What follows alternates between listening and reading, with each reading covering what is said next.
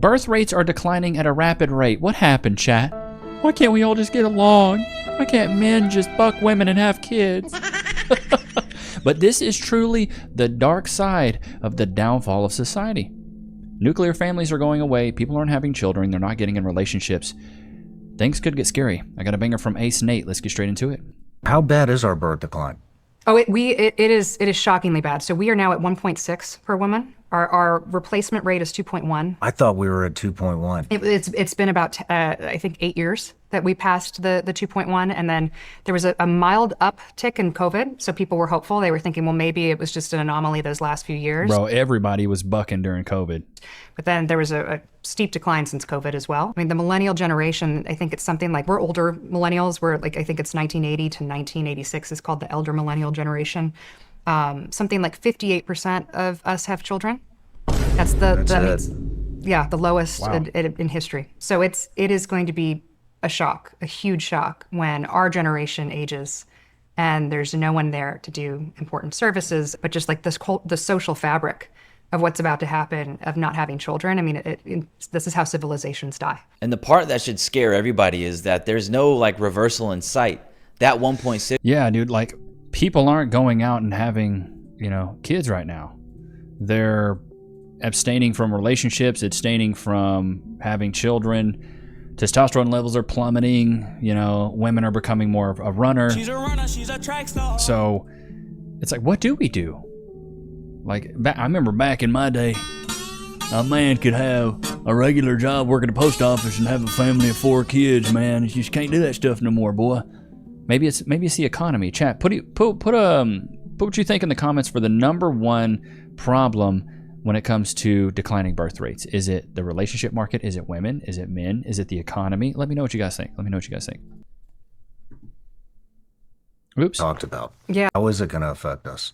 So this isn't something I've talked about. Yeah. So one, it's the economic situation is going to get very bad. When you think of, the boomers are the largest, I think, generational cohort. They're living longer than they ever have. You need service workers. You need people to be able to take care of these aging people, right? It used to be that you were taken care of in the family.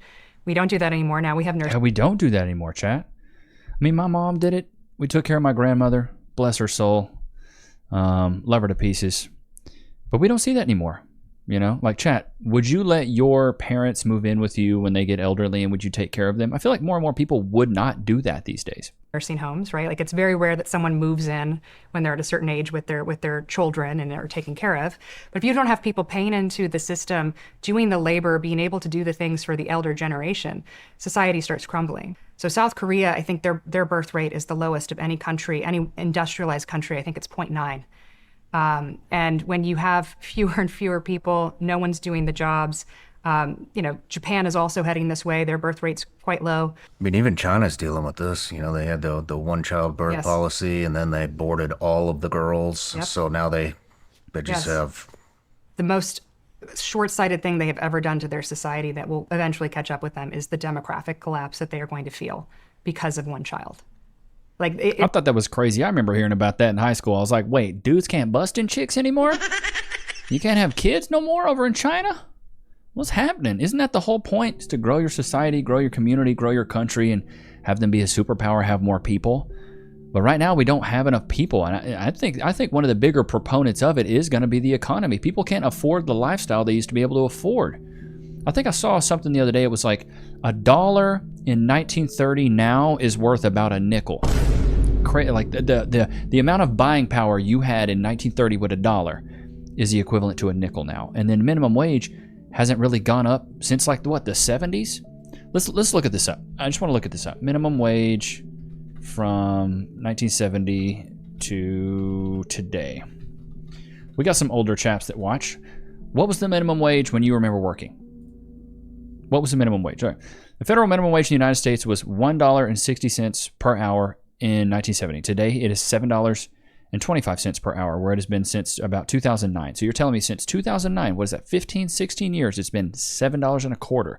However, when adjusted for inflation, the 1970 minimum wage would have been significantly higher in today's dollars. For example, one estimate puts it at $13.15 in 2024 in 2024 dollars. That means that the current minimum wage, when adjusted for inflation, is lower than it was in 1970. That is crazy to me, dude. In comparison, the 2024 minimum wage is $7.25, is 44% lower than the 1970 minimum wage that was adjusted for inflation, or when adjusted for inflation. That is insane to me. Because I remember my mom telling me, like, people just had regular jobs. They worked at the post office. They worked at, they were a journalist for the local news. They worked at a grocery store, and they could like work for 20 years, retire, and be fine, buy a house, have a car, go on vacations. Nowadays, bro, if you don't have a specialized degree or some specialized knowledge, it's gonna be really tough for you to go out there and enjoy those things. They're trying everything now too. They're trying to end divorce, right? Like, so there's now a policy, at least that I read about in China, where you have to have like a 90-day cool down period so that you don't divorce. They're trying to encourage young women to have children. Young women don't want to have children. They're bringing in women from other countries, from what I understand. Yeah. They're sending them out to go find wives in the Philippines, Thailand. Yeah.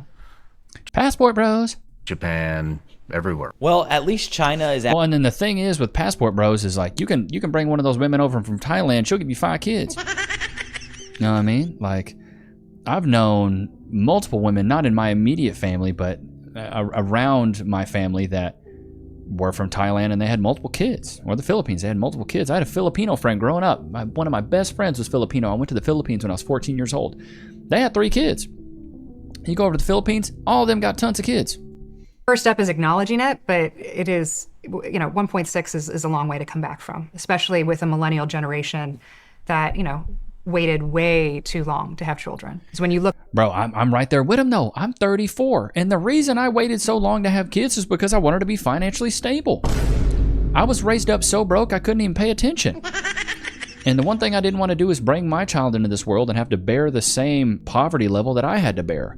Government cheese, bologna with the little plastic on the outside of it, going hungry, eating crap food. I didn't want my kids eating ramen for dinner for 5 years straight. I went through that. I was very poor. But the thing is, it takes time to be financially stable. So now people are having kids even later. I think there's more women having kids in their 30s than in their 20s.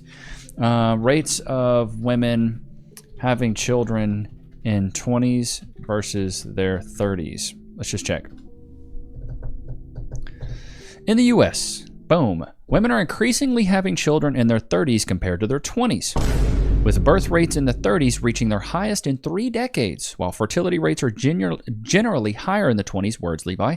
The average age of mothers giving birth is rising, with more women delaying motherhood into their 30s. However, the fertility naturally declines with age, and there are increased risks associated with pregnancy in their 30s. Because at 35, it's geriatric pregnancy. So, as you get older, it does get much more difficult. But the thing is, you want to be financially stable. Chat, put a 1 in the chat if you agree that I think as parents, it's up to us to be financially stable before you have a child. Nobody wants to bring children in this world that, that is stricken with poverty. You want to give them a nice life, you know what I mean? Ain't that right, Loki? I've fallen at work and been injured. Oh, wait. I should call my lawyer. I'm John Morgan of Morgan & Morgan. Hey, John Morgan of Morgan & Morgan. It's Levi Nichs of YouTube. Can I get some cash, please? Morgan & Morgan & Morgan & Morgan & Morgan & Morgan & Morgan & Morgan & Morgan & Morgan. Did you know that your injury could be worth millions of dollars? Morgan & Morgan is the largest injury law firm in America, and they've recovered over $20 billion for their clients. $20 billion? That's a lot of cash. The insurance companies tried to lowball me, but Morgan & Morgan was able to take my pain and suffering and turn it into cold, hard cash. It's almost a good thing I was injured. But wait. How much is Morgan & Morgan gonna cost me? You never owe them legal fees unless they're successful. So it's completely free unless you win? Yeah. Hiring a lawyer? That sounds like really difficult. It's actually super easy. You can just go to their website, and in a couple clicks, you can find out if you have a case. And you can literally do it from your smartphone. And remember, there is only one Morgan & Morgan. Wait, but it's 2 names though. How is it? Give me the script. Oh, both their last names. Okay, I get it. Okay, roll it. You can start your claim today by going to forthepeople.com/Levi, found in the description below. So if you're injured, you can trust Morgan & Morgan.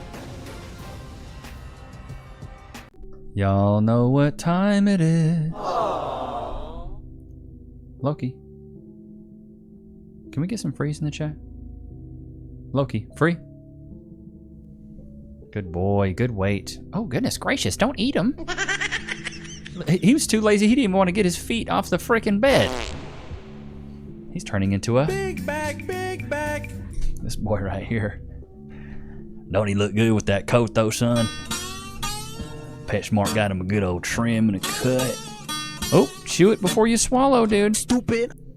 I don't know the doggy Heimlich maneuver, so make sure you chew it first. I don't know who sent these, but shout out to you if you did. These are these beef jerky sticks. He really loves them. They're nice and crunchy. He's a huge fan. He's a huge fan. Look at sort of our parents' generation. A lot of people didn't go to college. They started adulthood at 18. Yep. And sort of the sort of, you know, fertile window, you could say, for women was between 18 and 40, say. Like that was sort of the nominal window of when you could have children and it was socially acceptable. And then we had this incredible push against fertility and against, having a family young that I think the millennials really caught wind of. It's like everyone needs to go to college. Feminism. Extended adolescence, like use your 20s to experiment and enjoy life. Like you don't really need to be focused on having a family. And she's a runner, she's a track star. Hitting the streets, brother, man. What happened is the average age now of a first-time, I think, mother in America is 28. So wow. 10 years after that, 18. So you've cut the window in half. The average age of a first-time father in America, I think, is 31. And that's for both college educated and not college educated. If you add on college on that, which I think is a real issue, it's even higher. It's like the average age of a first-time mother is 30.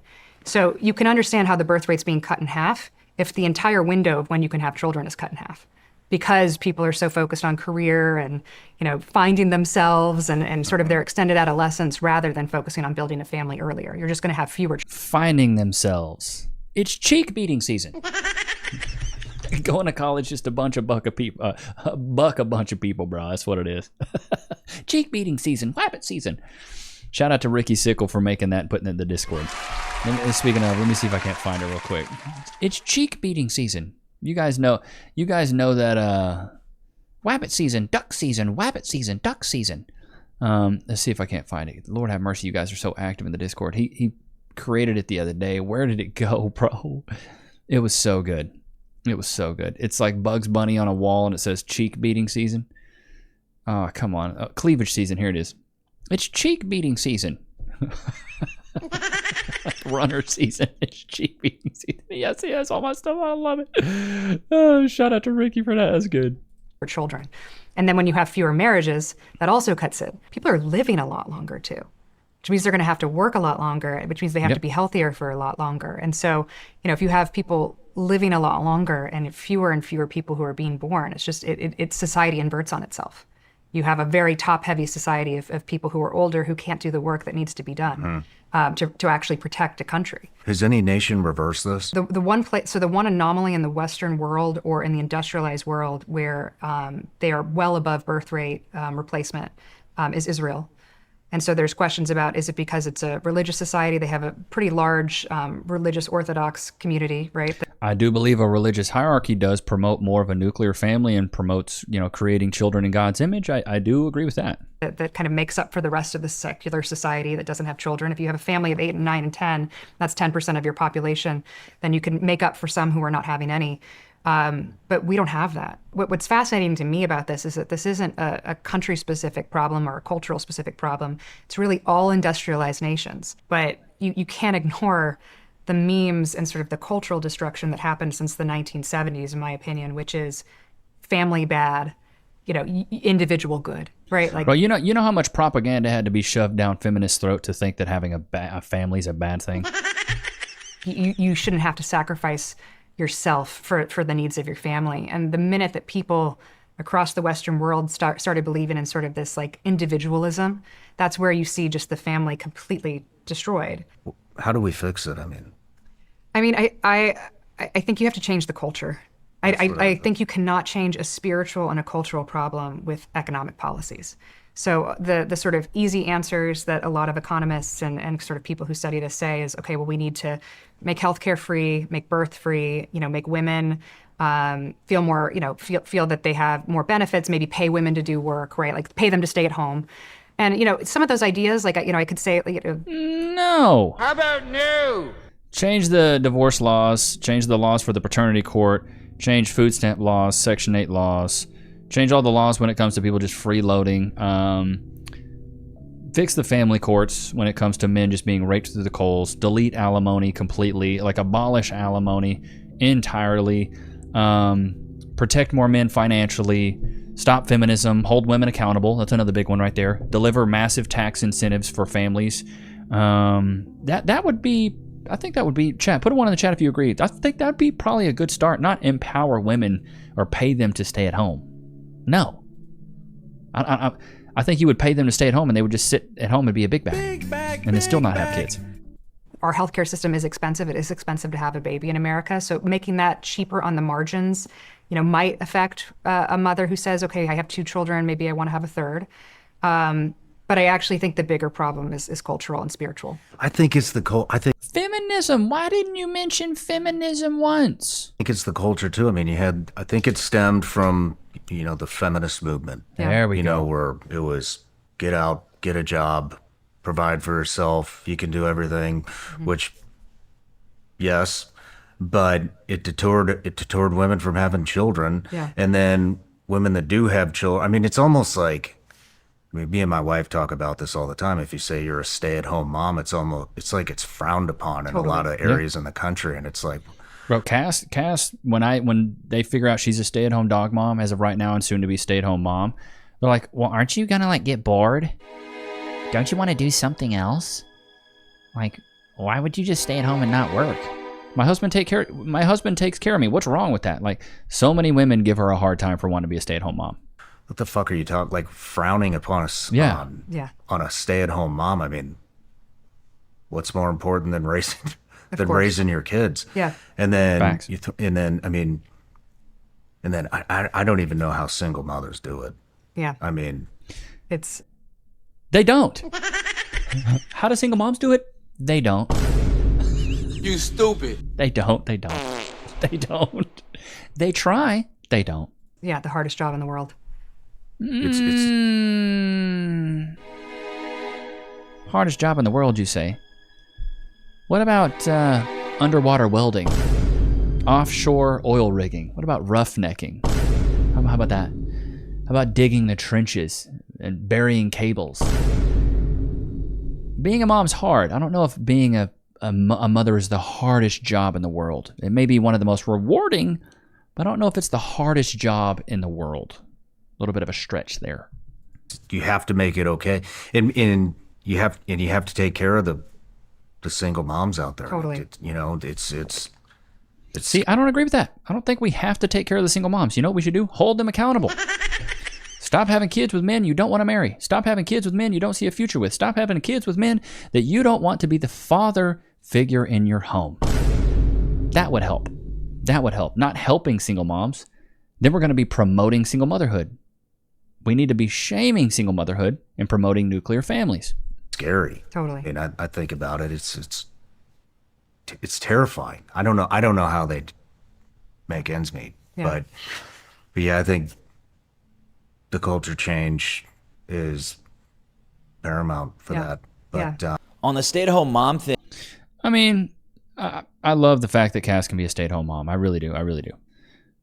But I don't think empowering women to be single moms is going to fix the problem either. Chat, put a 1 in the chat if you agree. If we help out single moms more, it's just going to want more women to be single moms. That's going to hurt more than help. A lot of the research, it's always fascinating to me, the things you can't talk about. We can talk about the problem, but there's certain things we can't talk about that add to it. And you'll see, economics is always a thing people want to talk about because it's like, oh, well, if we could just fix it with an economic policy. But no one ever talks about what you said, which is that feminism did change the memes and the culture. But at the same time, no one talks about when you introduce birth control into a society and tell women, you can control This chick is more based than this guy. your own destiny. That is a huge part of it. Like all of these declines in the industrial world started at the exact same time that the pill was introduced. So, we're not going to go back to a world that is pre-pill. Like that's just never going to happen across, both Western society and the industrial world. But I think you actually have to acknowledge all of the factors. And the fact that a lot of the people doing this research won't even acknowledge, something magical changed in the 60s and the 70s related to healthcare, related to how abortion was made legal in 1973, other nations followed. When you look at those as inputs into the story as well, It's like there's a reason why the birth rate is so low in these countries. The truth is, any nation that adopts I mean, facts. Like, and I don't watch a lot of this dude's podcast, so I really don't know if he's super based. He seems based. I know he talks to a lot of like military guys, stuff like that. But like, we got to start promoting a mother and a father in a home raising children. That's what we got to get back to. I think that would fix a lot of it. And I'm not saying you got to be religious, but I do think having a religious hierarchy helps more than it hurts. You know, we do some of the rewrite the divorce laws, help men out more financially when they're on their own, because most of the time men don't get helped out near as much as women do. It's most of the time single moms that are on food stamps and EBT and Section 8, where it's not single dads. We rewrite those. We make it harder for people to get married. We make it harder for people to get divorced. Like, it's just so easy. You can just go up to the courthouse now and be like, all right, you sign here, you're married. Good job. Great. You know, that's what's so wild to me. It's like, I don't know how you would make it harder, but you need to like have stipulations on how long have you guys dated. You can't just date for 6 months and get married. Like, you guys need to chill out. Like, you need to go through a questionnaire that your partner creates, that you have to answer these questions about them on an intimate level before you can say you really know them. You know what I mean? Because so many people think that marriage is what saves a relationship, and it's actually the complete opposite. Marriage is what you do once your relationship is already good.